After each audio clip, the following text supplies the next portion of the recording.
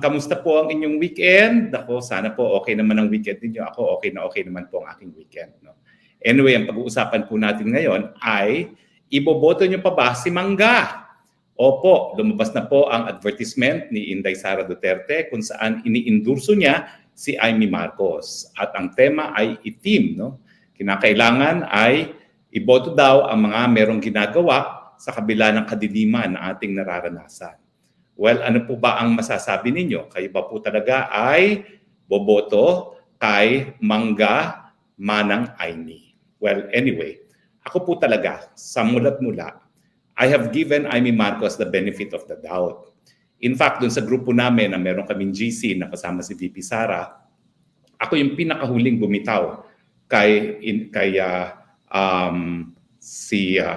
Amy Marcos, no? At naniniwala naman kasi ako na kahit papano may tunay na pagkakaibigan siya kay VP Sara. Kaya lang, gaya nyo, ako po'y nabahala. Noong panahon na naglunsad na ang alyansa, at ito nga po ay nagsimula dyan sa Ilocos Norte, abay nakita natin na siya pa lumapit kay Marcos Jr. at siya pa ang nagsabing, itaas mo kamay ko, itaas mo kamay ko. Ang buong inaasahan natin ay hindi talaga siya sasali sa alyansa. Kasi ang sabi naman niya, siya ay magiging independyente. So nagulat na lang tayo na biglang sumali siya sa alyansa. Now, siyempre, naisip ko, ano ba naman ito, no? Gaya na nagsalita si VP Sara na kaya lang naman siya naging Vice President ay dahil siya ay nagamit ng mga Marcoses, no? Totoo naman po, kung hindi tumakbo bilang Vice Presidente si VP Sara, hindi po makukuha ng mga Marcos ang boto ng Visayas at Mindanao. Sa tutuusin po, kapag pinagsama mo ang boto ng Visayas at Mindanao, mapapantayan o hindi naman kaya masasapawan pa ang boto ng Luzon, maski nandiyan ang Metro Manila at ang Balance Luzon. So malinaw po talaga na ang kanyang dahilan kung ba't nanalo itong si Marcos Jr. ay dahil nakuha niya yung suporta ng Visayas at Mindanao sa pamamagitan ni Inday Sara. Kaya nga ang sabi natin, Mangga. Ginamit lamang si Inday Sara matapos naging presidente, hayan na, sinimulan ng paninira kay Inday Sara para magkaroon ng Marcos Forever.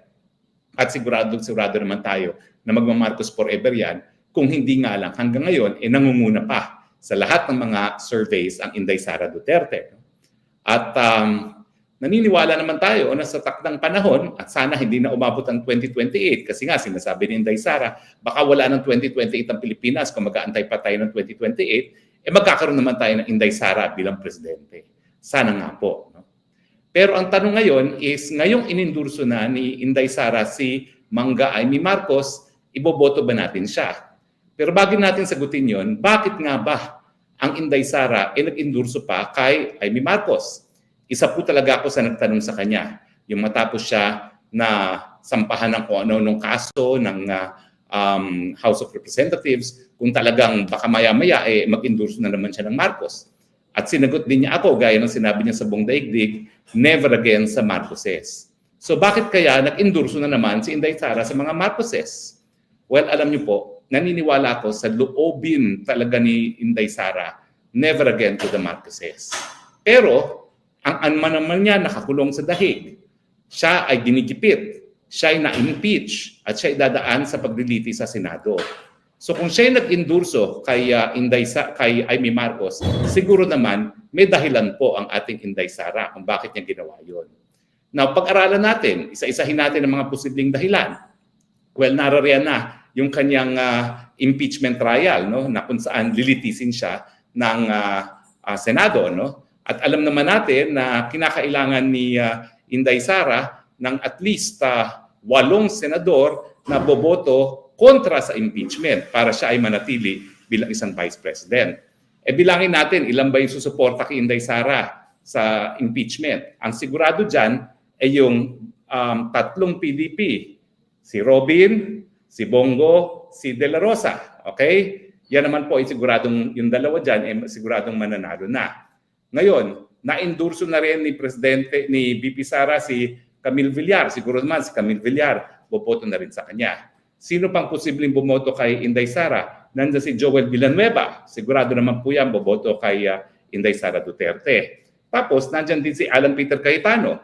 Hindi masyado magkasundo itong dalawa, pero dahil naging vice presidente naman ni Tatay Digong si Alan Cayetano at nagsasalita ngayon, sigurado naman po ako na si Alan Peter Cayetano hindi rin susuporta sa pagtatanggal kay VP Sara. Nandyan din yung kapatid niya, si Pia Cayetano, na bagamat hindi pa nai-endorso ngayon Inday Sara, tingin ko may endorso rin.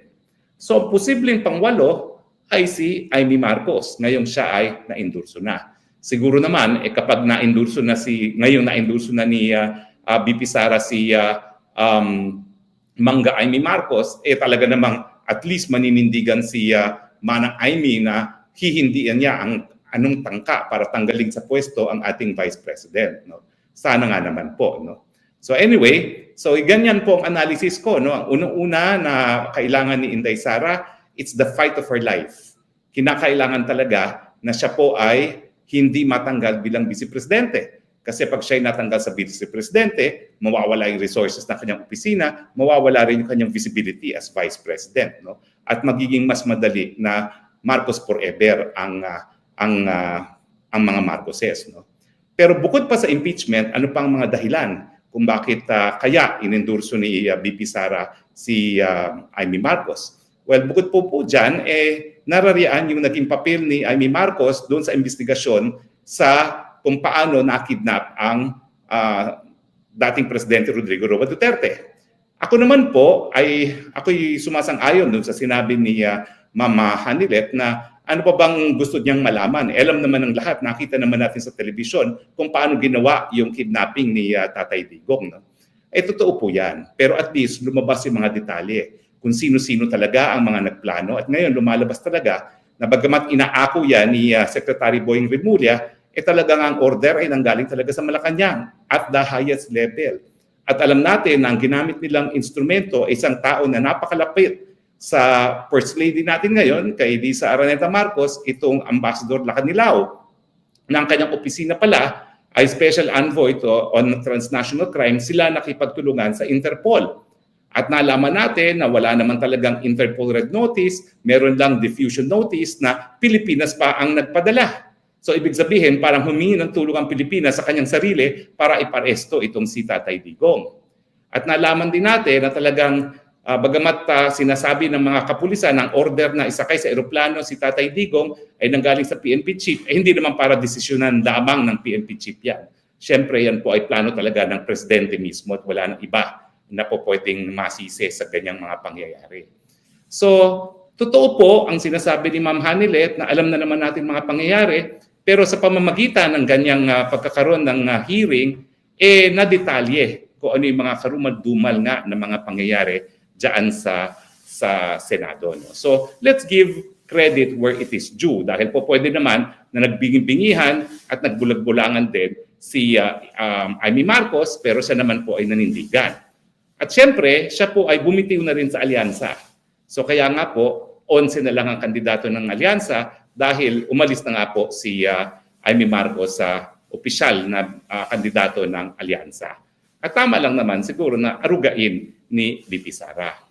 Pero ano ba tingin nyo? Sa tingin nyo ba ay tinuturing talagang malapit na kaibigan ni Inday Sara, itong si Mangga? Well, alam nyo, yung sandaling nagkasama kami sa Hague, nagkaroon ako ng bagong perspective dito kay VP Sara. Meron pala siyang distinction sa mga tunay na kaibigan at ang mga tunay na kaibigan niya ay hindi talaga nasa larangan ng politika at meron din siya mga political friends. At sa tingin ko, ang tingin niya kay Amy Marcos ay political friend na talagang alam naman niya na mga political friends ay narariyan lamang kung meron din silang silbi sa iyo. At hindi ito yung mga tao talaga na pagkakatiwalaan mo with your own life. So sa tingin ko, ganyan ang tingin ni Inday Sara kay Mangga. Hindi para pagkatiwalaan si Mangga sa kanyang buhay, pero alam niya na sa politika, talagang kinakailangan lang magkaroon ng alyado.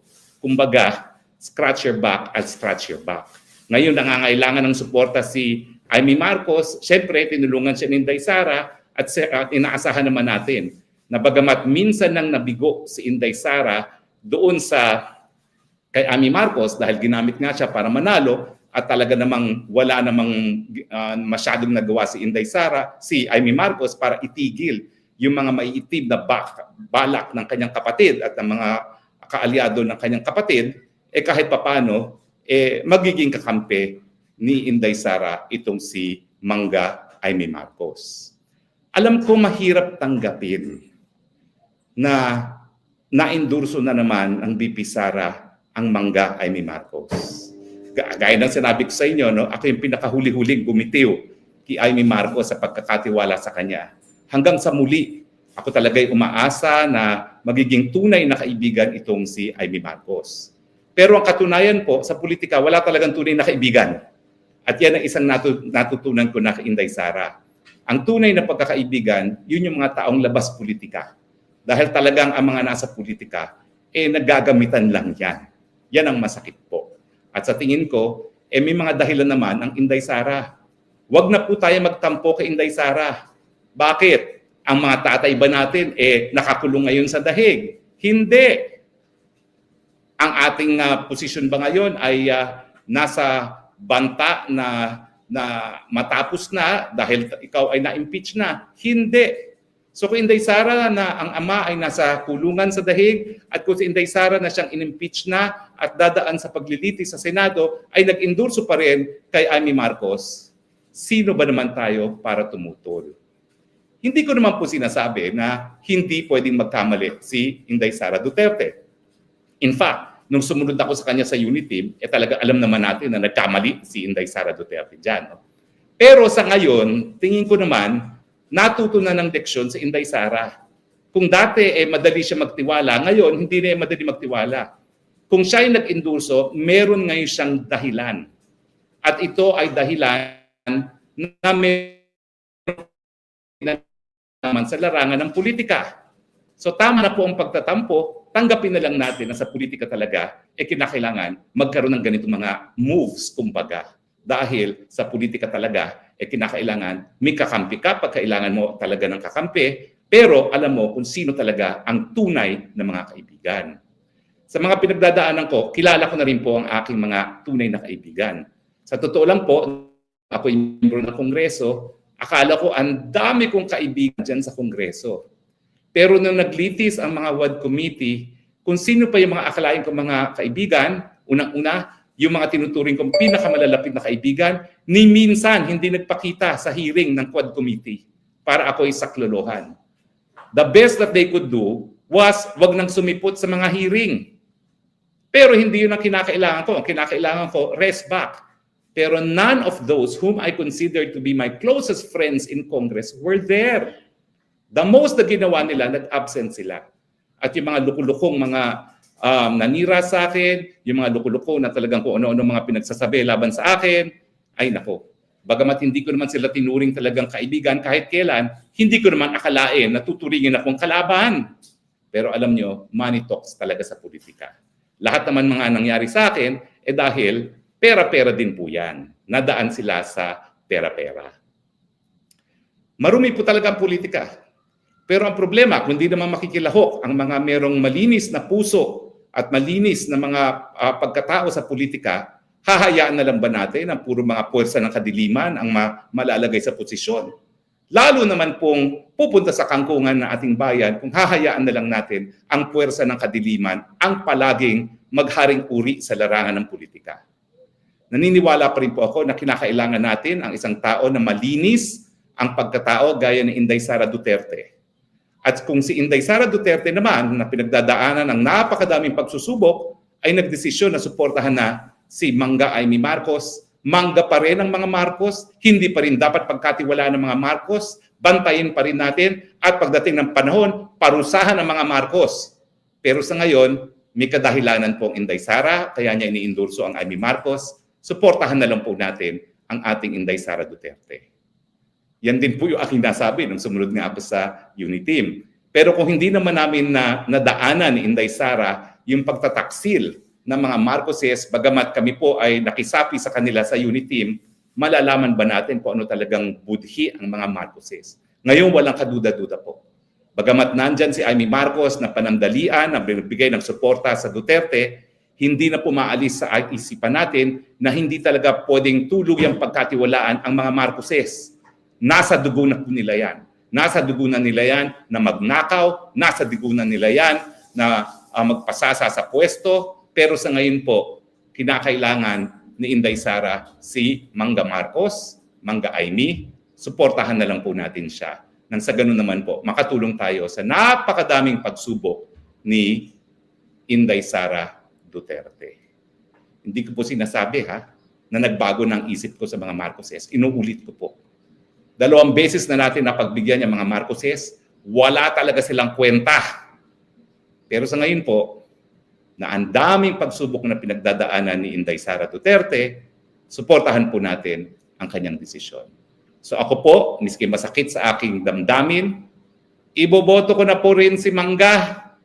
Sige na nga, dahil kung si Inday Sara na nakakulong ang ama, na si Inday Sara na inaapi ng Kongreso, na si Inday Sara na pinaalis ng Malacanang, ay nakuhang endurso ang Mangga Aimee Marcos, siguro naman ako, bagamat ako rin, ang dami kong pagsubok sa buhay, magagawa kong suportahan siya. Pero, hindi na po tayo magpapabola. Hoy Mangga, boboto ka lang namin dahil kay Inday Sara Duterte. Do not make the mistake na nabola mo kami, na ibang klase ka, na iba ka sa iyong kapatid. Nag-iisa lang kayo. Ang Mangga hindi po pwedeng magbunga ng santol.